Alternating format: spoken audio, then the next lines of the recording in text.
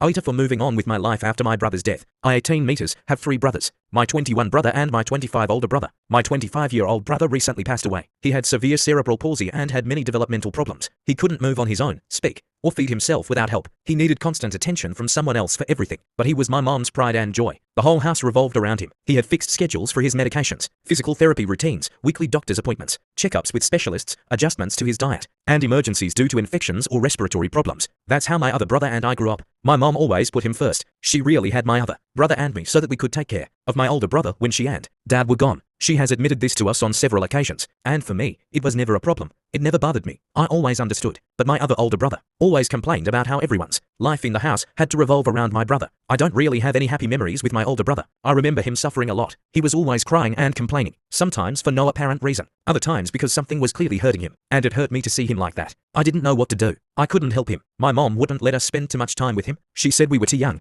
that we could hurt him without meaning to, or that he needed peace and quiet. So we only saw him occasionally. When my older brother passed away 4 months ago, it was devastating. It was horrible, very sad. But at the same time, I felt a peace I had never felt before, not just for us, but for him. Because for the first time in my entire life, I was certain that he was no longer suffering. My dad said he was finally resting, and my 21-year-old brother and I felt the same way. Although neither of us dared to say it in front of mom, my mom couldn't see it that way. For her son was still her reason for living. She cried all the time, talked to him, kept his room intact, and asked us not to touch anything. We understood, we all did. But about 3 weeks ago, my dad, my brother, and I decided to go to the movies. It was the first time the 3 of us had done something alone since everything happened, and it was nice. Strange, but nice. For the first time in a long time, I felt like a family. But when we got home, my mom was waiting for us in the living room, and as soon as she saw us, she started yelling. She said we were insensitive, that how could we think of going out to have fun after everything that had happened. She said we had betrayed her and my brother. My dad argued with her, as did my brother, who reproached her for always neglecting us. I also joined the discussion. I'm not minimizing what happened or my mom's feelings, but I don't think I acted insensitively either.